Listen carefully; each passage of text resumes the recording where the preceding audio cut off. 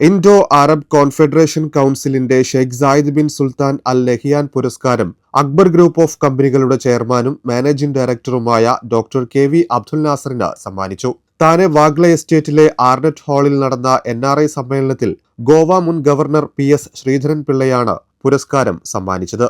Council താനെ chapter അധ്യക്ഷനായ advocate P.R. Rajkumar അധ്യക്ഷത വഹിച്ച ചടങ്ങിൽ global chairman N.K. Bhupesh Babu പ്രവർത്തനങ്ങൾ വിശദീകരിച്ചു. P.S. ശ്രീധരൻ പിള്ളയെ ചടങ്ങിൽ ആദരിച്ചു. Confederation global president M.V. Kunhamu, Mumbai നിയമസഭാംഗം Niranjan Davkhare, Calicut chamber of commerce president A.P. Abdullakutty, Mumbai Congress vice president Kumaran Nair, confederation global secretary Attakoya Pallikandi, lion Kumaran Nair എന്നിവർ സംസാരിച്ചു. സംഘാടക സമിതി ചെയർമാൻ ശ്രീകാന്ത് നായർ സ്വാഗതവും ജോയിന്റ് സെക്രട്ടറി കോയാട്ടി മാളിയേക്കൽ നന്ദിയും പറഞ്ഞു.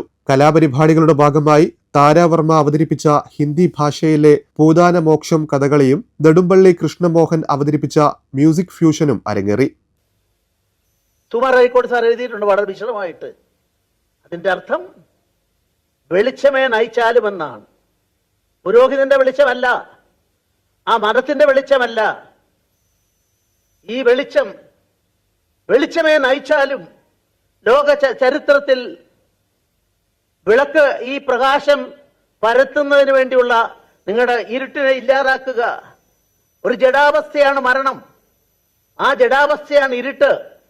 അതുകൊണ്ട് എല്ലാ മതങ്ങളുടെയും ആത്യന്തികമായ അതിന്റെ അടിത്തറ തേടിപ്പോയാൽ, അടിവേരുകൾ തേടിപ്പോയാൽ നമുക്ക് കാണാൻ സാധിക്കും ഇരുട്ടിനെ ഇല്ലാതാക്കുക. ഇരുട്ടിനെ ഇല്ലാതാക്കാൻ ഇരുട്ടിന് സാധിക്കുമോ? വെളിച്ചത്തിനെ സാധിക്കുകയുള്ളൂ. അതുകൊണ്ടാണ് എഴുതിക്കോട് പറഞ്ഞത്, ഭാരതം എന്ന് പറഞ്ഞാൽ അതിന്റെ അർത്ഥം ബാസിൽ രഥമുള്ളതെന്നാണ്, ബാസിൽ രതിയുള്ളതെന്നാണ്. രതിയും രഥവും തമ്മിൽ ഒരു വ്യത്യാസവുമില്ല. വെളിച്ചം കണ്ടാൽ ആനന്ദിക്കുന്നവൻ. പാശ്ചാത്യ ഞാൻ മോശമാക്കുകയല്ല. ബ്രിട്ടൻ അവിടെ ഒരു 11 വയസ്സുള്ള കുട്ടിയുടെ ബർത്ത്ഡേ ആഘോഷിക്കണമെങ്കിൽ 11 മെഴുകുതിരി ചുറ്റും കത്തിച്ച് കേക്ക് മുറിക്കുന്നത് തെറ്റൊന്നുമില്ല. എന്നിട്ട് ഇങ്ങനെയല്ല, ഊതിക്കെടുത്തിക്കും. ഈ ഊതിക്കെടുത്തലാണോ വേണ്ടത്? എല്ലാവർക്കും വെളിച്ചമുണ്ടാകട്ടെ, എല്ലാവരുടെയും മനസ്സിന് വ്യാപ്തി ഉണ്ടാകട്ടെ, പ്രകാശം എവിടെയും പരക്കട്ടെ എന്ന് പറയുന്ന കാഴ്ചപ്പാട് വേണമോ എന്നുള്ളതൊക്കെ നമ്മൾ ചിന്തിക്കേണ്ട വിഷയമാണ്. ഞാൻ ഇതിനപ്പുറത്തേക്ക് പോകുന്നില്ല. എനിക്ക് ഇരിക്കുന്ന മനുഷ്യനോട് ഒരു സ്നേഹം തോന്നിയത്, അദ്ദേഹത്തെ അടുത്ത് ഞാൻ പിരിവിനൊന്നും ഒരിക്കലും പോയിട്ടില്ല. കാരണം 2 തവണ BJPയുടെ സ്റ്റേറ്റ് പ്രസിഡന്റ് ആയ ആളാ. ഞാൻ പിരിവിന് വന്നിട്ടുണ്ടോ? ഇല്ലല്ലോ. പക്ഷേ അദ്ദേഹത്തെ സംബന്ധിച്ചിടത്തോളം എൻ്റെ വീടിനടുത്ത്, ഞാൻ തിരുത്തിയാടാ താമസിക്കുന്നത് എൻ്റെ വീട്. ഞാൻ ചോദിച്ചു വൈഫിനോട്, അല്ല ഇദ്ദേഹത്തോട് തന്നെ ചോദിച്ചു. ഒരു 5-6 കൊല്ലം മുമ്പ് ഞാൻ അവിടുന്ന് ഒരു ദിവസം പോകുമ്പോൾ ഉണ്ട് കുറേ ആളുകൾ, കോഴിക്കോട് നഗരത്തിലെ ആളുകളെല്ലാം അവിടെ ഒരു പഴയ വീട് ഞാൻ വാങ്ങിയതായിരിക്കാം, ആ വീട്ടിൽ നിന്ന് ഉച്ചയ്ക്ക് എല്ലാവർക്കും ആഹാരം കൊടുക്കും. കോഴിക്കോട് അലഞ്ഞു തിരിയുന്നവർക്ക് നിങ്ങളൊക്കെ അദ്ദേഹത്തിന് അവിടെ ഒരു സ്വീകരണം കൊടുക്കട്ടെ. കോഴിക്കോട് ഇവിടെ അല്ല, ബോംബെയിലല്ല കൊടുക്കണ്ടേ. അവിടെ എൻ്റെ മനസ്സിന് ഞാനിതെല്ലാം സൂക്ഷ്മമായി നോക്കുന്ന ആളാണ്. അപ്പം വിശക്കുന്ന മനുഷ്യ ഒരു പുസ്തകം കയ്യിലെടുക്കൂ എന്ന് പറഞ്ഞ വിപ്ലവകാരിയുടെ വാക്കുകളെ ഞാൻ മാനിക്കുന്നു. വിശക്കുന്ന മനുഷ്യ, നിന്റെ മുമ്പിൽ ഇതാ അന്നത്തിന്റെ രൂപത്തിൽ ഉച്ചയ്ക്ക് എത്തുന്നു എന്ന് പറയാൻ അങ്ങനെ ഒരു 10, 25, 50 ആൾക്കാർക്കുള്ള അദ്ദേഹം കൊടുക്കുന്നു എന്ന് വരുമ്പോൾ അവിടെയാണ് ഞാൻ അദ്ദേഹത്തിന്റെ മഹത്വം. അതിനു മുമ്പ് അദ്ദേഹത്തെ ഞാൻ വല്ലാതെ കണ്ടിട്ടുണ്ടോ എന്ന് സംശയ. അതിന്റെ ബ്രദറിനെ എനിക്കറിയാം. അവിടെയാണ് കൺഫ്യൂഷ്യസ് പറഞ്ഞത്, മനുഷ്യന്റെ മഹത്വം മനസ്സിന്റെ മഹത്വമാണ്. ആ മഹത്വം ഉണ്ടാക്കാനുള്ള ശ്രമത്തിൽ തീർച്ചയായും ജഡതയെ, ഇരുട്ടിനെ ഇല്ലാതാക്കാൻ നമുക്കാവട്ടെ എന്ന പ്രാർത്ഥനയോടെ ഇന്ത്യൻ രാഷ്ട്രീയത്തിലെ കേരളത്തിന്റെ സംഭാവനയാണ് അഭിഭാഷകനും എഴുത്തുകാരനുമായ എനിക്ക് ഏറെ പ്രിയപ്പെട്ട ശ്രീധരൻ പിള്ള. 252ഓളം പുസ്തകങ്ങൾ അദ്ദേഹം എഴുതിയിട്ടുണ്ട്. മിസോറം, ഗോവ എന്നീ സംസ്ഥാനങ്ങളുടെ ഗവർണറായിരിക്കുമ്പോൾ ദേശീയ ശ്രദ്ധ നേടി വ്യക്തിത്വം കൂടിയാണ് അദ്ദേഹം. അദ്ദേഹം നൽകിയ സേവനങ്ങൾ നമ്മുടെ രാജ്യത്തിന് അഭിമാനമാണ്.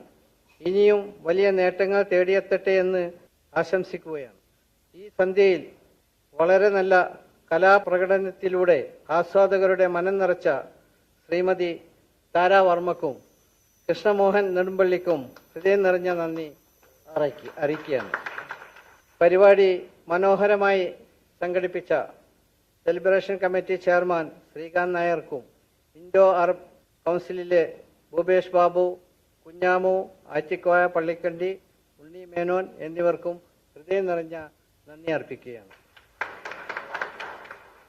കൂടാതെ എൻ്റെ ജീവിതയാത്രയിൽ വിശ്വാസം അർപ്പിച്ച് അതിരുകളില്ലാതെ പിന്തുണ നൽകി വരുന്ന പ്രിയപ്പെട്ട എൻ്റെ സഹപ്രവർത്തകരും കുടുംബങ്ങളും ഈ അവാർഡ് ദാന ചടങ്ങിൻ്റെ ഭാഗമാകാൻ ഇവിടെ എത്തിച്ചേർന്ന എല്ലാവർക്കും ഹൃദയത്തിൻ്റെ ഭാഷയിൽ നന്ദിയും കടപ്പാടും അറിയിക്കുകയാണ്. നന്ദി, നമസ്കാരം.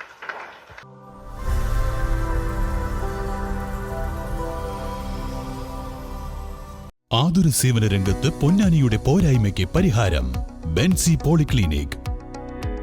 അക്ബർ ഗ്രൂപ്പ് ഓഫ് ഇന്ത്യയുടെ പുതിയ സംരംഭം. 24 മണിക്കൂറും പ്രവർത്തിക്കുന്ന സുസജ്ജമായ അത്യാഹിത വിഭാഗം. ENT, നേത്രരോഗ വിദഗ്ധൻ, ഡെർമറ്റോളജിസ്റ്റ്, ജനറൽ ഫിസിഷ്യൻ, അസ്ഥിരോഗ വിദഗ്ധൻ, paediatrician, psychiatrist, family medicine doctor, psychologist തുടങ്ങിയ വിഭാഗങ്ങളിൽ വിദഗ്ധരായ ഡോക്ടർമാരുടെ സേവനം. 24 മണിക്കൂറും പ്രവർത്തിക്കുന്ന ഹോം കെയർ സർവീസുകൾ.